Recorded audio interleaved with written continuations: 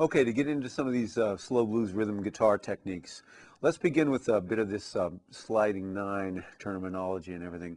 That's a word you'll hear if you go to jam sessions and all, because one of the guitar players is supposed to play the sliding ninth and the other one will do the low end.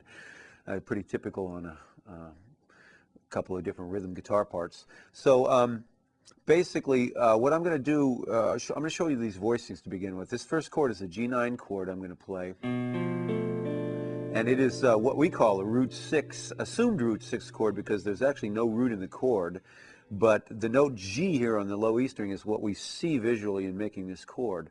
So this chord is a great, colorful sounding chord. It's got, it has the third, the flat 7, the 9, and the 5th in it. And all the color of the ninth, it's what we do with this chord quite often is we end up sliding it around. You can slide it up 2 frets. You can slide it 1 fret. Up and down. People are using it chromatically, they're using a whole step, so it's a great vehicle to slide this way and that way. So that's what we're using on the 1 chord. For the 4 chord, we're going to the C9 voicing here, and that's a root 5 chord. Root's in the 5th string, and that's another great chord. I call this chord the funkiest chord on the planet. It's the one that James Brown, a lot of the great James Brown tunes are written on and everything. But in this case, we're thinking like the slow blues players, like T-Bone Walker also use this chord a lot. So we're going to use the 4 chord there and the 5 chord here.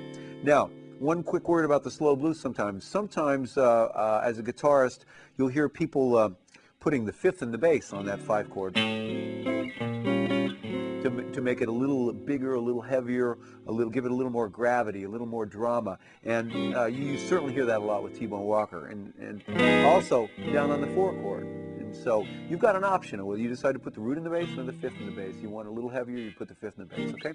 So what we're doing when we take the top 4 strings of this voicing, they actually form a D minor triad. You can, and it gives you the flat 7, 9, and 5, the 5th sound of the chord. And you can actually slide those 3 notes up 2 frets to give yourself 3 of the notes that were in that G6 chord. So what you're doing is getting G6 sound and G9 sound. So that sliding chord together gives you G9 and G6, G6, 9 slide. And you can do the same with the 4 chord. Take this top 3 notes with the bar, slide that. Slide the 5.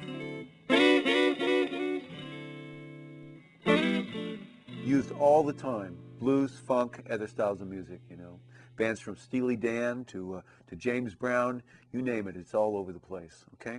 So now we're going to be getting into playing blues in G with the 9th chord blues.